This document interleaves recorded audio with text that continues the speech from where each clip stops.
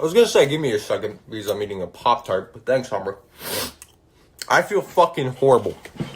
Not only am I nasally as shit, it's 11 in the morning. Humber still got ads playing in the back. There's no more fucking strawberry rolls. And today, we're reviewing Eternals. Isn't that just fantastic? But, hey, what can you do? Did anybody watch this film? Because legitimately, I feel like the only motherfucker who ever did. I watched this at 4 times speed on 1, 2, 3 movies. 4 times speed. I didn't feel like going out and fucking renting a copy of this shit. You may ask, Amar, why did you watch this at 4 times speed? Because when you watch this at normal speed, you realize how slow and uneventful this movie truly is. Half this movie is flashback,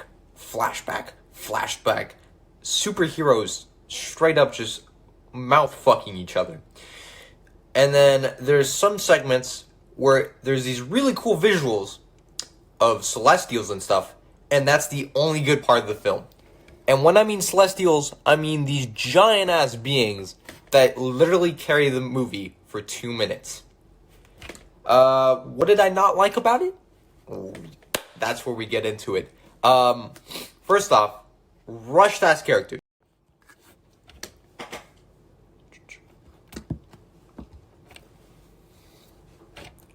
I feel like a good analogy for these characters, it's kind of like this show in a way.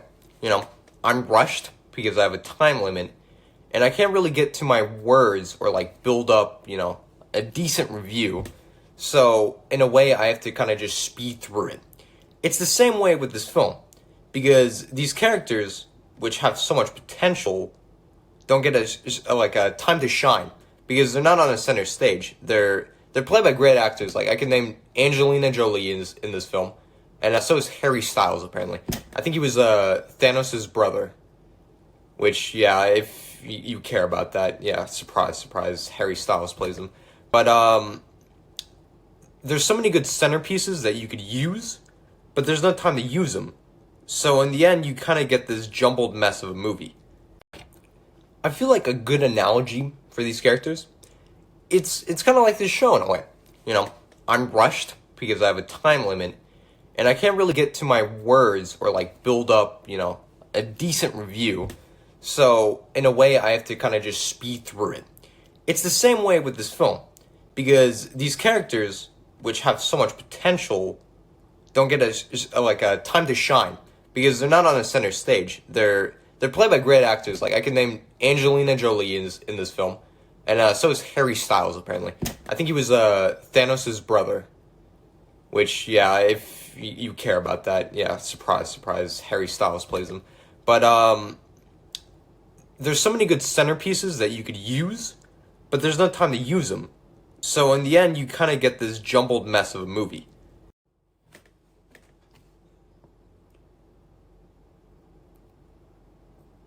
One thing that I have to ask people, why is the evil Superman trend, why is it being done so much?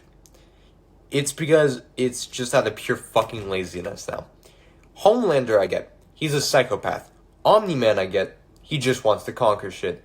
Evil Superman makes sense because in Injustice, he loses Lois Lane and then he just goes fucking crazy. But in this film, there's a character called Icarus. Now, Icarus is probably one of the laziest depictions. I'm not going to use this actual actor. I'm just going to use this action figure I found online. I didn't even know they sold fucking toys. I generally thought this movie bombed so bad that they went and sell fucking, you know, action figures. But he's the laziest depiction because he doesn't really serve a purpose. He's just a grunt in the main scheme of the plot. To be honest, it seems like I'm raw dogging Icarus. It's not that I have a problem with the actor himself. It's just the connotation of the role that he's played in. Because think about this. If you want something... if you want evil Superman, you want something new. You want something to differentiate himself. With all three of the people that I mentioned before in the last couple segments, they all have something unique about them that they want. With Icarus, it's kind of the standard basic General Zod thing, where he's just looking to take over some shit. And not... with Zod, he was looking to take it over for himself, but I don't know, with Icarus, he's not even looking to do that. He's kind of just being a pussy. One thing that I hated more than Icarus, actually, was the deviance.